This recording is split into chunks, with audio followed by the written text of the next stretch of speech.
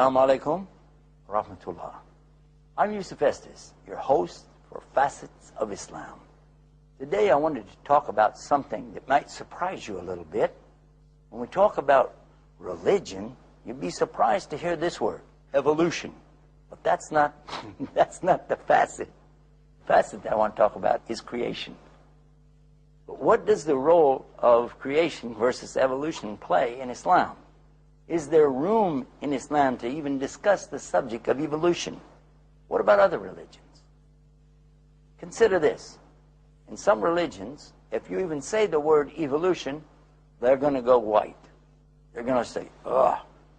Don't even open up this subject. We don't want to hear about it. Others consider it and say, well, it's there, but we don't know how to resolve creation versus evolution.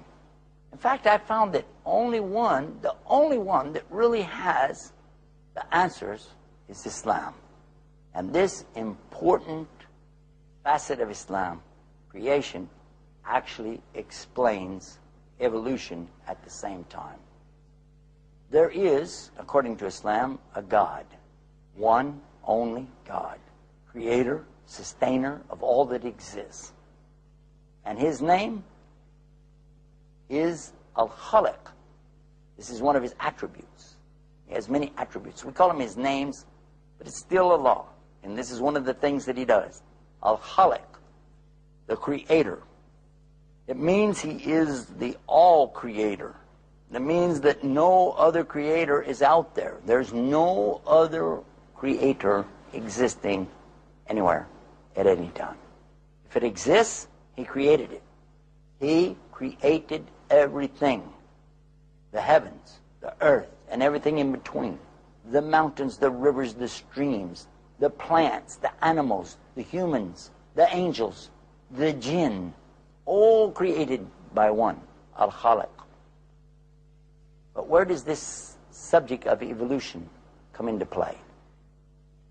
Evolutionists, those who believe that everything evolved from something else, have a few theories that they can't really back up in proof.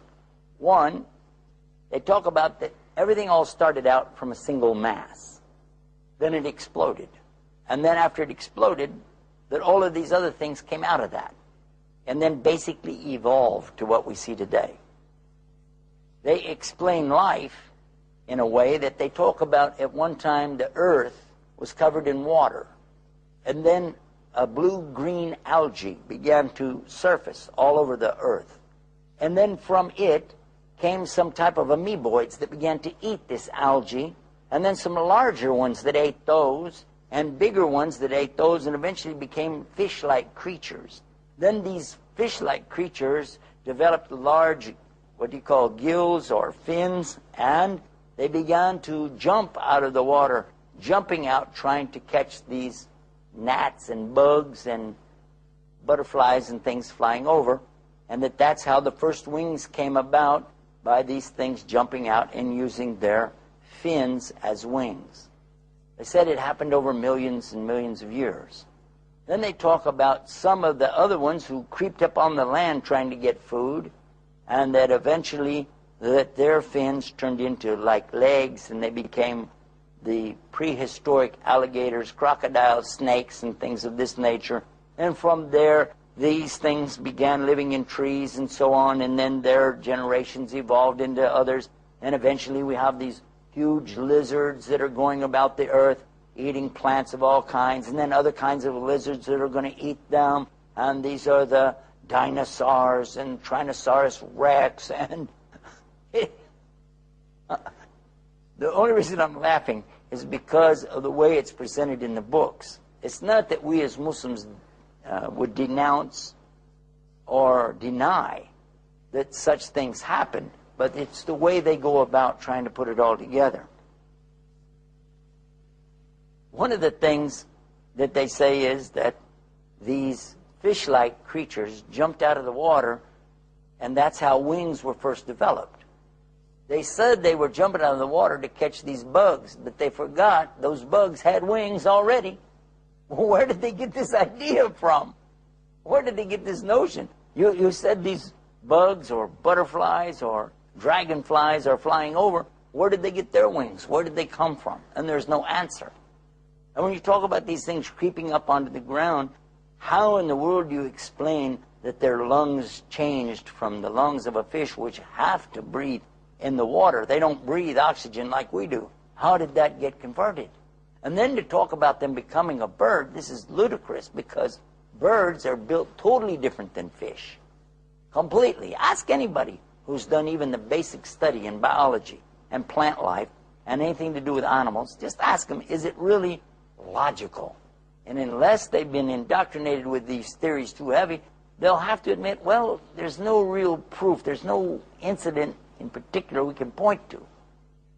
In fact, in recent years, a number of scientists have come to the conclusion that there are certain things that just appeared on the scene. They did not evolve from something precursor before it. No. And they said there must be some intelligent design in the universe, and those who subscribe to that today are called, those scientists talking about ID, intelligent design. Now, they're not going to say there's a God. They're not going to go that far. Most of them are going to just say, well, there's something. There's some intelligence out there, and they're calling it ID, intelligent design. How long, I'm asking myself, how long is it going to take before they wake up and realize that that intelligent design is none other than the only God that ever existed? Let us look now to the Quran and see how the Quran deals with this subject. The Quran tells us that Allah created everything, and He brought into being the earth and so on, all from a single mass, one matter that He cleft it, and He made it go asunder. In other words, He did bring everything out of a single mass, but He didn't say He blew it up. He divided it according to His plan. And you can think about this and see what makes most sense to you, what Allah says or what a scientist says. Because if it's a blowing up, if it's just something being basically thrown into chaos, how could it come about that we have the beautiful universe we see today, with planets, stars, all in orbits, all going along their course as they go?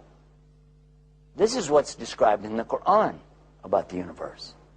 But according to the scientists who said everything just blew up, I'm going to ask him, just take a water glass and drop it on the driveway, on the cement, and what will happen? And it will shatter into millions of pieces, hundreds of pieces. Take another and drop it, and another, and they'll keep shattering and breaking up. And never one time out of billions of times is it going to happen that you drop a glass and it's going to split right down the middle and make up 2 glasses or 6 or 12 that are real nice and equal just like each other. Never, ever happen. And if I said something like that, they would say, that's crazy, this is ludicrous, where do you get that? Say, from you. You said the whole universe blew up like that. Think about it.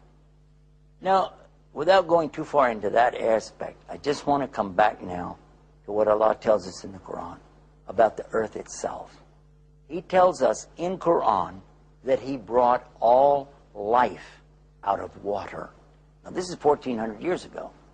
1,400 years ago, He said He brought all life out of water, meaning exactly what we know now from archaeological studies, what we know from our scientists and geologists, that in fact the earth was covered with water. Yeah. And all life came from that. In fact, the human being is made up of water. Over 90% of a human being is made out of water. We know that. But we didn't know it 1,400 years ago, did we? Let's talk about evolution. I want to talk about evolution.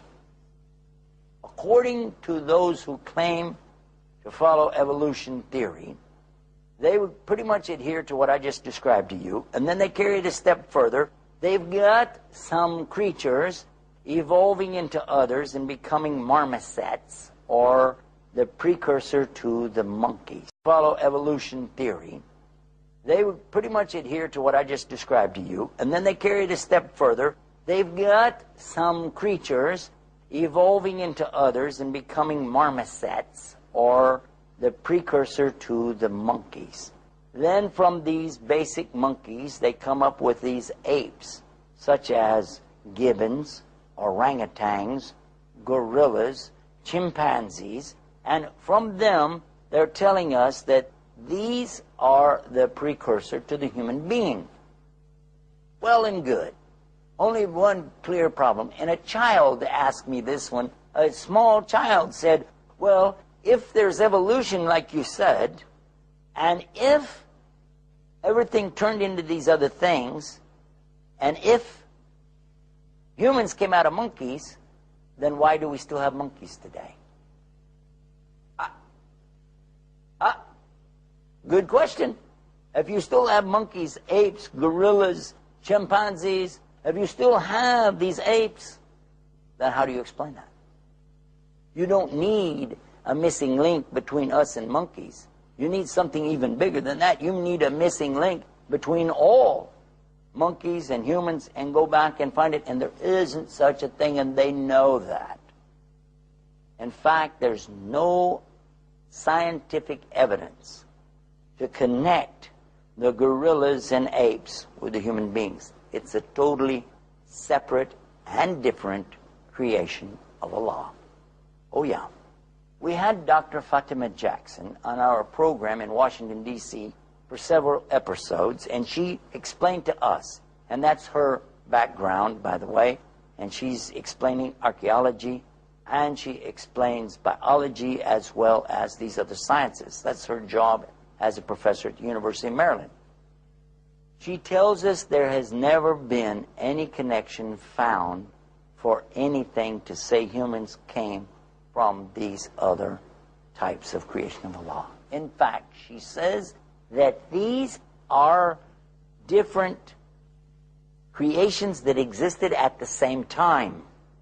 They all existed at the same time, but when there was more of one than another, they called it by the one that was dominant at the time. So if you hear about Cro-Magnon man, for instance, and you hear about the Australopithecine, for instance, it didn't mean that's all it was there, that they progressed one into the other. It just meant that that's what they found the most of for that particular time period. Now, reflect on that. Think about what I just said, because I want to take a break, and then I want to come back into this again and tell you more about the difference between evolution and creation. We've been talking about a subject that's pretty sensitive to some folks, the subject of evolution in religion compared to creation. Almost every religion out there claims that God is the creator, or their gods create different things. But when you come to this subject of evolution, that's when the hair begins to stand out on end and people start to get really excited. Evolution, how does that fit? Well, in our earlier part of this episode, we've already discussed that a lot of what's being said by scientists is not really fact. In fact, there's no real connection between some of the things that they say and what the evidence is. One of the top anthropologists and professors of anthropology in Maryland, we spoke about her, Dr. Fatima Jackson, explained to us in detail in several episodes that we had on our television show in Washington.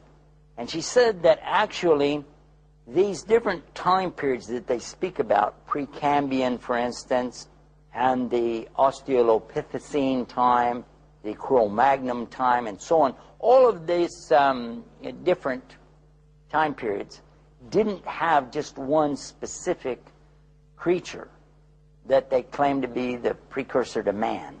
In fact, they all existed at the same time. But what they would find is there's more of one than another. And that when Cro-Magnon man there were more of those than there were, let's say, the Australopithecine, then they called it that period. But in fact, they did exist at the same time. She says there's a time when all of them were gone. There were no more. And then human beings came on the scene, separate, different, and not connected. This is exactly what we find in the Quran. Allah talks to the human beings in the Quran telling us that He created others before us and that He totally destroyed them. We know that from the Quran that there have been others before us, and that he destroyed them all. What were they like? He doesn't go into detail. What did they do? Again, we didn't find details, but the fact is that Allah has told us that he created us as human beings today in a different way, in a perfect way.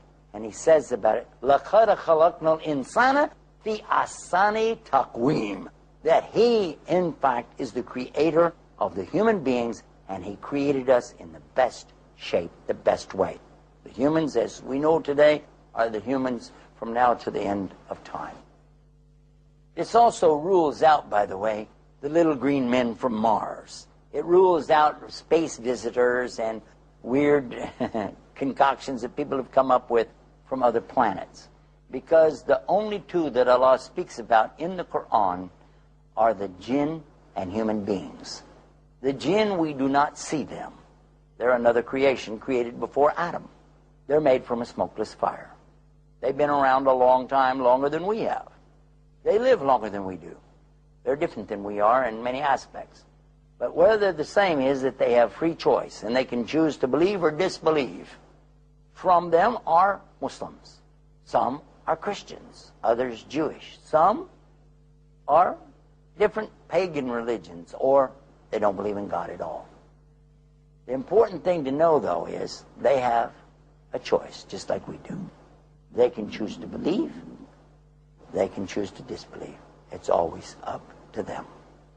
Now, I want to come back to the subject of evolution. There is evolution mentioned in the Quran, and it's one of the names of Allah. One of Allah's characteristics described in the Quran is the evolver. He is Al-Bari. And Al-Bari means the one who takes something from one shape and then brings it into another shape, evolving it. That's one of the 99 names of Allah. So this solves it. You want to know about evolution? We know all about it. It's been in the Quran for 1,400 years. We didn't need Darwin to come along with his monkey theory. There was Islam.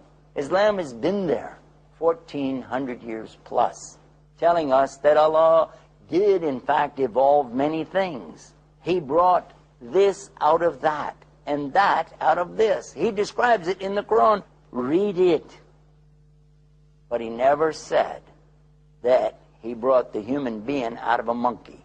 In fact, we know, as Muslims, the same thing the scientists are today discovering, that he created each thing in its perfected state.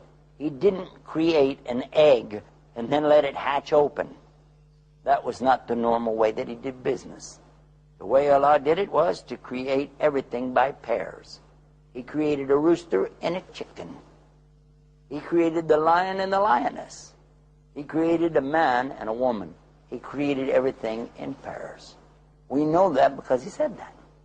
Now the scientists have said to us, and these are the ones who are talking about ID, intelligent design, we mentioned in the first part of this episode. The scientists have found things now that have existed that just all of a sudden came on the scene, and they can't explain where they came from. They didn't evolve, they just showed up. No clue? I'll give you a clue. Look in the Quran. Read the final and the last revelation to mankind for yourself and discover. Discover who is the real Khaliq, Al-Khaliq, the Creator, Allah. And find out who is Al-Bari, the Evolver, the one who evolves. It's Allah. Now, let's talk about the relationship between Creator and created. Now we're talking about the things that Allah created, and we're talking about Allah the Creator. Some have the notion that Allah is the creation, that everything that exists is Allah, and Allah is everything that exists. Well, this is not Islam. This is called pantheism. To put God in the creation as a part and parcel of it is pantheism, not monotheism. Monotheism is to believe in one God. Well, this is not Islam. This is called pantheism. To put God in the creation as a part and parcel of it is pantheism, not monotheism. Monotheism is to believe in one God. Now, some people today say, well, I believe in one God, and I believe that He is everything. That's still pantheism, no matter how you slice it. We know as Muslims, Allah is one. And He existed before creation. And He will destroy all of this creation, and He will still exist, and then He's going to bring it all back again in what we call the hereafter. But always Allah existed. He has no beginning and He has no end. The creation has a beginning and it has an end, as we'll all find out too soon. Each and every one of us has a beginning. I was created, you were created by Allah. We started out in our mother's wombs, in Arabic called place of mercy, by the way, Raham. We developed there, we grew there, we got bigger. All of this is described clearly in the Quran from the point of conception to the trimesters. Even telling us in the Quran that the first thing that a baby gets is hearing, and then they get their sight. The eyes are developed after the ears. This is well known today in the study. Anyone who studies the development of the fetus knows that. However, 1400 years ago, people didn't know that, yet we find it in the Quran. How could anybody know this back then? Only the one who created it in the first place. What's our relationship? What is our relationship between us as makhluk, which means the created, and al-khaliq, the creator? Our relationship is this. We need to recognize He's the only creator, the only sustainer, and the only provider. And He's the only one who will forgive sins. And He's the only one who is going to give us the success in the next life. He's the one, Al-Khaliq, Allah. Think again. Evolution, creation, or both? Only in Islam. This facet, this beautiful facet of Islam is the one that solves the mystery for the scientists. Want to know more?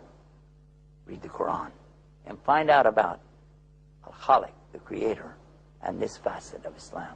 I'm Yusuf Estes, your host here on Facets of Islam, reminding you that it's only Allah that'll guide. So if you want to be guided, you need to ask Him for that.